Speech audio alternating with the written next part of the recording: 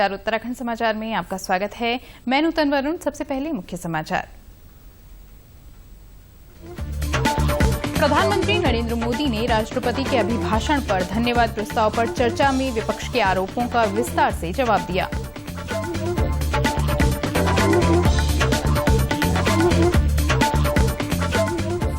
Tehri hydro development corporation limited में pumping storage project का कार्य मार्च 2024 तक पूरा होने की संभावना।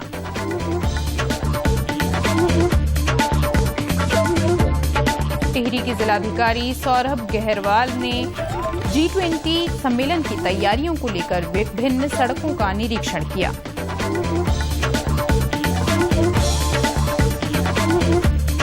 और पशुपालन मंत्री सौरभ बहुगुणा ने केदारनाथ यात्रा में घोड़े खच्चरों की रजिस्ट्रेशन प्रक्रिया मार्च के पहले सप्ताह से शुरू करने के निर्देश दिए। और अब समाचार विस्तार से। प्रधानमंत्री नरेंद्र मोदी ने आज राज्यसभा में राष्ट्रपति के अभिभाषण पर धन्यवाद प्रस्ताव पर हो रही चर्चा में प्रतिभाग किया। उन्होंने कहा कि इस बार मैं धन्यवाद के साथ साथ राष्ट्रपति महोदया का अभिवादन भी करना चाहता हूं। राष्ट्रपति जी ने अपने भाषण में हम सबको मार्गदर्शित किया है। आदरणीय सभापति जी, राष्ट्रपति जी के अभिभाषण पर धन्यवाद प्रस्ताव पर जो चर्चा चल रही है, उस चर्चा में शरीक होकर के मैं आदरणीय राष्ट्रपति जी का आदरपूर्वक धन्यवाद करता हूं। प्रधानमंत्री ने विपक्ष द्वारा लगाए जा रहे आरोपों का भी विस्तार से जवाब दिया। उन्होंने कहा कि इस देश के कृषि की सच्ची ताकत छोटे किसानों में है। कृषि की सच्ची ताकत छोटे किसानों में है। 1 एकड़ 2 एकड़ भूमि का वो बड़ा मुश्किल से 80-85% इस देश का ये वर्ग है। इन छोटे किसान उपेक्षित थे, उनकी आवाज कोई सुनने वाला नहीं था। हमारी सरकार ने छोटे किसानों पर ध्यान केंद्रित किया। छोटे किसानों को फॉर्मल बैंकिंग के साथ जोड़ा। आज साल में 3 बार सीधे पीएम किसान सम्मान निधि छोटे किसान के खाते में जमा होती है। प्रधानमंत्री नरेंद्र मोदी ने कहा कि दुनिया में भारत के मोटे अनाज की ब्रांडिंग बने, इसके लिए हमने यूएन को मिलेट्स ईयर मनाने के लिए पत्र लिखा। इससे हमारे देश के कई राज्यों को फायदा पहुंचेगा। ये मोटे अनाज की खेती करने वाले किसानों को हमने विशेष स्थान दिया। हमने यूएन को लिखा कि मिलेट ईयर मनाइए।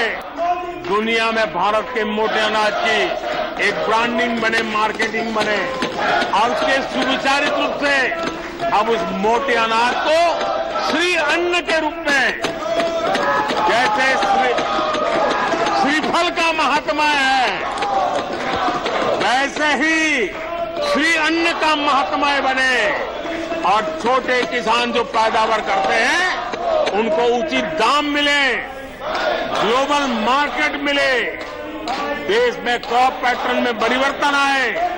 और इतना ही नहीं, ये मिलेट सुपरफूड है, पोषण के लिए बहुत बड़ी ताकत है। ऑपरेशन दोस्त के अंतर्गत भारत की 6ठी उड़ान आज तुर्की पहुंच गई है। विदेश मंत्री डॉक्टर एस जयशंकर ने एक ट्वीट में बताया कि और भी खोजी और बचाव दल, डॉग स्क्वाड, जरूरी राहत सामग्री, दवाएं और चिकित्सा उपकरण भूकंप प्रभावित क्षेत्रों में भेजे जाने के लिए तैयार हैं। भारतीय सेना ने तुर्की के हताय प्रांत के इंस्के देरून में एक फील्ड अस्पताल स्थापित कर दिया है। विदेश मंत्रालय के अनुसार ये 30 बिस्तरों वाला अस्पताल सभी चिकित्सा सुविधाओं से युक्त होगा, जिसमें ऑपरेशन थिएटर, ऑपरेशन मशीन और वेंटिलेटर उपलब्ध होंगे। तुर्की और सीरिया में भूकंप में मरने वालों की संख्या बढ़कर 15,000 हो गई है। राहत एजेंसियों और बचाव कार्यकर्ताओं ने आगाह किया है कि मलबे में अभी भी बहुत से लोगों के दबे होने के कारण मृतकों की संख्या और भी बढ़ सकती है। बचाव कार्यकर्ता भूकंप से बुरी तरह प्रभावित कुछ क्षेत्रों तक पहुंचने की कोशिश कर रहे हैं। भूकंप के बाद मलबे के आसपास कमजोर हो चुकी मूलभूत संरचना के भवनों के गिरने की भी आशंका है। 101 लोगों की, उसके बाद अभी 51 रेस्क्यूअर्स की टीम गई है, तो कुल 152 हमारे एनडीआरएफ के कार्मिक वहां पर अभी चले गए हैं। जो हमारी ट्रेनिंग है और इक्विपमेंट्स है, इसमें state of the art equipments हमारे पास मौजूद हैं, जिसमें डिटेक्शन और लोकेशन इक्विपमेंट्स होते हैं, एक्सेस और एक्सट्रिकेशन टूल्स होते हैं, हैंड टूल्स होते हैं, पावर टूल्स होते हैं, लाइटिंग इक्विपमेंट्स होते हैं। इन सब का प्रयोग करके जो सिचुएशन है, रबल है, डेब्रिस है, उसमें से हमारे पास कैनाइन्स भी हैं जिनका उपयोग किया जाएगा। पौड़ी जिले के कोटद्वार निवासी विजय कुमार गौड़ तुर्की में लापता बताए जा रहे हैं। परिजनों ने स्थानीय प्रशासन को इसे लेकर एक ज्ञापन सौंपा। उनका कहना है कि विजय तुर्की के जिस होटल में रुके हुए थे वो भूकंप में ध्वस्त हो गया है। विजय से 6 फरवरी से संपर्क न होने के कारण परिजन परेशान हैं। विजय के बड़े भाई अरुण कुमार गौड़ ने बताया कि उनका छोटा भाई बेंगलुरु की एक कंपनी में काम करता है। 23 जनवरी को वो कंपनी के किसी काम से तुर्की गया था। और मंडे मॉर्निंग से मैं आज तक अभी तक उससे कोई मेरी कांटेक्ट नहीं हुआ, कोई बात नहीं हुई। तो मंडे को 11 बजे करीबन मैंने उसको कॉल की, मैसेज किया, तो उसने उसका कोई आंसर नहीं दिया, रिप्लाई नहीं किया मुझे। सो फिर मैंने अपनी कंपनी में बात की, तो उन्होंने मुझे ये बताया कि आपने न्यूज़ देखी। तो मैंने कहा मैंने देखी नहीं। तो फिर मैंने न्यूज़ देखी तो मुझे पता चला कि वहाँ पे भूकंप आया हुआ है। तो उसके बाद मेरी कंपनी ने बोला कि वहाँ पे ऐसी ऐसी दिक्कतें हो रही हैं कि जो जहाँ पे विजय रुका हुआ था वो बिल्डिंग धराशायी हो गई है। और फिर हम लोगों को थोड़ा टेंशन हो गई, तो फिर मैंने एम्बेसी में बात की और वहाँ पे जो उसके जो बंदा है, जो ऑनर है, उससे भी मेरी बात हुई। तो उन्होंने बोला कि हम रेस्क्यू कर रहे हैं। तो रेस्क्यू करने से आज 3-4 दिन हो गए, अभी तक कोई अपडेट नहीं उसकी। कोटद्वार के उप जिलाधिकारी प्रमोद कुमार ने बताया कि इस संबंध में जिलाधिकारी पौड़ी के माध्यम से विदेश मंत्रालय से संपर्क साधा जा रहा है। कुमार जी द्वारा एक एप्लीकेशन दिया गया था कि उनके छोटे भाई है विजय कुमार गौड़, जो बंगलौर में किसी कंपनी में काम करते हैं, और उस कंपनी के माध्यम से उनको तुर्की भेजा गया था। और वहाँ से उनका फ़ोन, जब वहाँ भूकंप की घटना हुई उसके बाद से उनके फ़ोन से संपर्क स्थापित नहीं हो पा रहा है। तो इस संबंध में हमारे द्वारा इसमें जिलाधिकारी महोदय को सूचित भी किया गया है और उनके माध्यम से भी उसको आगे भी भेजा जा रहा है। एम्बेसी वगैरह संपर्क भी किए जा रहे हैं। और इसके अतिरिक्त हमारे द्वारा व्यक्तिगत तौर से भी इनकी कंपनी में और जगह भी प्रयास कर रहे हैं ताकि वस्तुस्थिति से स्पष्ट किया जा सके। एम्बेसी संपर्क वहाँ से और शासन स्तर से किया जा रहा है। Tehri hydro development corporation limited में पंपिंग स्टोरेज प्रोजेक्ट का कार्य तेजी से चल रहा है। ये कार्य मार्च 2024 तक पूरा होने की संभावना है। टीएचडीसी के नवनियुक्त निदेशक एलपी जोशी ने पत्रकारों से बातचीत में कहा कि बांध में पंपिंग स्टोरेज प्रोजेक्ट का कार्य पूरा होने पर 2400 मेगावाट बिजली का उत्पादन हो सकेगा। श्री जोशी ने कहा कि इस साल के अंत तक परियोजना की पहली टरबाइन से विद्युत उत्पादन शुरू होगा। उन्होंने बताया कि टीएचडीसी राजस्थान में 1000 मेगावाट और उत्तर प्रदेश में 2000 मेगावाट के सोलर पार्क बना रही है। उन्होंने कहा कि टीएचडीसी अरुणाचल प्रदेश के लोहित नदी पर 2 प्रोजेक्ट बनाएगी। अपनी पूरी क्षमता के साथ चल रहा है। इसमें 1000 मेगावाट का उत्पादन है, इसकी कैपेसिटी है। और जो भी इसमें जो भी ग्रिड की रिक्वायरमेंट होती है, हम लोग इसको पहले अपनी कैपेसिटी को डिक्लेयर करते हैं ग्रिड को। उसके हिसाब से ग्रिड अपना शेड्यूल देता है कि हर 15 मिनट के ब्लॉक में कितना बिजली ग्रिड को रिक्वायरमेंट है, उसके हिसाब से इसका संचालन किया जाता है। अभी 2 दिन पहले ही पूरी कमेटी पूरे गांव का दौरा करके आई है। मेरी उनसे मीटिंग हुई है उसके बाद, दौरे के बाद। उसमें जो ज्वाइंट एक्सपर्ट कमेटी की रिपोर्ट होगी, अगर जो गांव में जो भी भूस्खलन है या जो भी जो इश्यूज आए हैं, अगर वो रिजर्वायर फ्लक्चुएशन के हिसाब से अगर उसमें क्लियर कट रिकमेंडेशन होगी रिजर्वायर की वजह से हुआ है, तो उसमें जो भी नीति है भारत सरकार की या जो भी नीति है उत्तराखंड सरकार की, उसके हिसाब से हम जो पुनर्वास निदेशालय है उसका प्रस्ताव तैयार करेगा और उस प्रस्ताव के हिसाब से टीएसडीसी जो भी उसमें निर्णय, जो भी उसमें एक्शन होगा वो लेंगे हम लोग। टिहरी के जिलाधिकारी सौरभ गहरवार ने G20 सम्मेलन की तैयारियों को लेकर नरेंद्रनगर, गुजराड़ा, रानी पोखरी बाईपास रोड का निरीक्षण किया। उन्होंने लोक निर्माण विभाग के अधीक्षण अभियंता को बाईपास पर स्थित झरने का सौंदर्यीकरण करने और डेस्टिनेशन पॉइंट के रूप में विकसित करने के निर्देश दिए। जिलाधिकारी ने उत्तरकाशी 38 मोटर मार्ग पर कुछ स्थानों पर पैराफिट हटाते हुए यातायात नियमों के तहत सड़क का सौंदर्यीकरण करने के निर्देश दिए। उन्होंने बीआरओ कार्यालय के पास दीवार बनवाने, खराब टीन शेड को बदलने और सड़क किनारे झाड़ी कटान करवाने को भी कहा। यहाँ रुकेंगे हम छोटे से विराम के लिए, आप बनी रहिए हमारे साथ।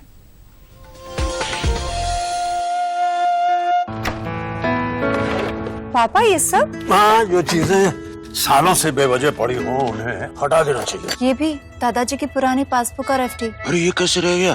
पैसे गए? नहीं, उपाय है। बैंक खाते को संचालित करते रहना चाहिए वरना खाता इनऑपरेटिव हो जाता है। ऐसे में बैंक से संपर्क करें, खाता सक्रिय करवाएं और आपकी रकम जो है उसे ब्याज समेत क्लेम करें। दादू ये आरबीआई कहता है जानकार बनिए, सतर्क रहिए। सही कह रहा है।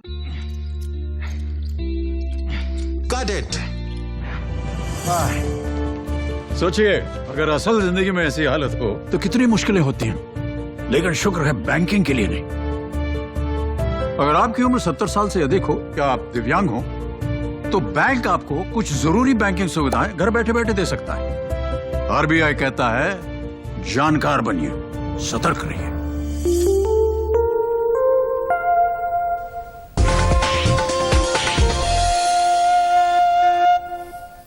ब्रेक के बाद एक बार फिर आपका स्वागत है। रुद्रप्रयाग जनपद के जिला प्रभारी मंत्री सौरभ बहुगुणा ने श्री केदारनाथ यात्रा के सफल संचालन को लेकर जिला स्तर के अधिकारियों के साथ बैठक की। उन्होंने अधिकारियों को निर्देश दिए कि केदारनाथ यात्रा के सफल संचालन के लिए सभी व्यवस्थाएं मार्च तक पूरी कर ली जाएं। उन्होंने केदारनाथ यात्रा के लिए घोड़े खच्चरों के रजिस्ट्रेशन प्रक्रिया मार्च माह के पहले सप्ताह से शुरू करने के निर्देश दिए। उन्होंने कहा कि यात्रा मार्ग में बीमार और कमजोर घोड़े खच्चरों का किसी भी दशा में संचालन न किया जाए। उन्होंने यात्रा मार्ग में घोड़े खच्चरों के लिए गर्म पानी और चारे की व्यवस्था के भी निर्देश दिए। पशुपालन मंत्री ने बताया कि श्री केदारनाथ यात्रा में घोड़े खच्चरों को चिकित्सा सुविधा उपलब्ध कराने के लिए चिकित्सकों की कमी को भी पूरा कर लिया गया है। लगातार ही हमारी 7वीं समीक्षा बैठक है। यात्रा शुरू होने से पहले घोड़े खच्चरों की समस्याओं को लेकर जो वहाँ पे गर्म पानी की समस्या आती है, जो क्रूरता के ऊपर जो पिछली बार लोगों के जो समस्याएं आई, उनके लिए व्यवस्था कहीं ना कहीं अच्छी होगी। लगातार हमने डॉक्टरों की जो कमी थी उसको पूर्ण करने के लिए हमने डॉक्टरों की वहाँ पर संख्या बढ़ाई है। आज के दिन हमारे पास लगभग 5 डॉक्टर उपलब्ध हैं। कोशिश हमारी है कि 2 और बढ़ा के 7 डॉक्टर करके 10 एलईओ वहाँ पर अपॉइंट करेंगे। उसके साथ साथ हर 1.25 किलोमीटर पे गर्म पानी की व्यवस्था होगी, जो कि गीजर से जो ऑपरेट होगा, उसके लिए हमने वहाँ पे व्यवस्था बनाई है। जो टीन शेड है, जो उसमें कुछ शिकायतें आई थी कि पानी लीक करता है और टीन शेड में पानी लीक करने के बाद नीचे कीचड़ बहुत हो जा रही थी, उसका वाटर वेस्ट का कहीं पे मैनेजमेंट नहीं था। हमने यात्रा होने शुरू होने से पहले ही उसकी व्यवस्था उसकी करा दी गई है।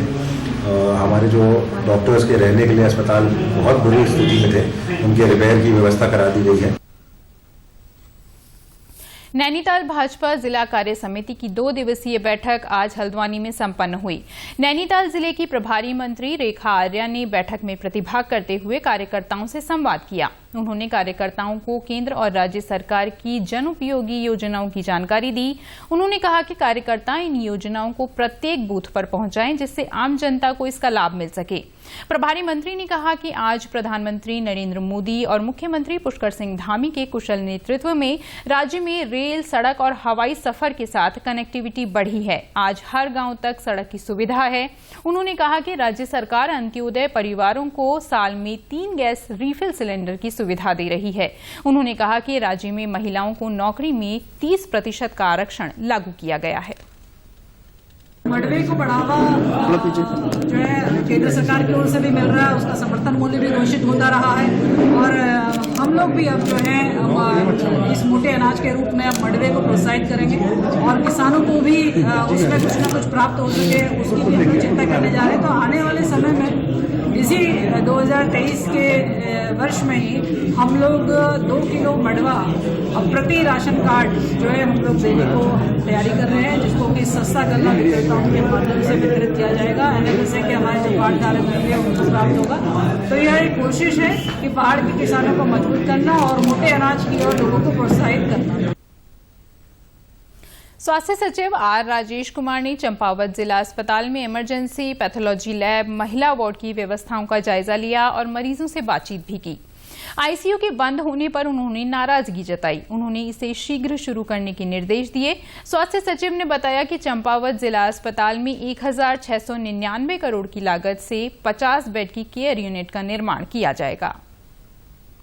तो सबसे पहले जो चंपावत में जो डिस्ट्रिक्ट हॉस्पिटल है उनके फैसिलिटीज़ का मौका मुआयना किया और जो हमारी जननी सुरक्षा योजना है और ईजावा योजना है इसमें मैंने इंटरेक्ट भी किया। अभी हाल ही में पेशेंट की डिलीवरी भी हुई थी, उनसे भी इंटरेक्शन किया कि सरकारी सेवाएं उन तक पहुंच रही हैं कि नहीं, 108 का फ़ायदा उठा पा रहे हैं कि नहीं, खुशियों की सवारी का फ़ायदा उठा पा रहे हैं कि नहीं। और कुछ महत्वपूर्ण सुझाव भी आए थे, कुछ इश्यूज बताए गए थे, उसको हम जल्द से जल्द ठीक करने की कोशिश करेंगे। इसके अलावा यहाँ पे जो क्रिटिकल केयर ब्लॉक है 50 बेड क्रिटिकल केयर ब्लॉक बनेगा। ये ECRP योजना, इमरजेंसी कोविड रिस्पांस पैकेज के तहत ये बन रहा है और इसमें कोशिश हमारी ये है कि जो डिस्ट्रिक्ट हॉस्पिटल है उसी का पार्ट ये हम लोग इसको उसी के पार्ट के तौर पे हम लोग इसको विकसित करें। और इसी के साथ समाचारों का ये अंक यहीं संपन्न होता है। नमस्कार।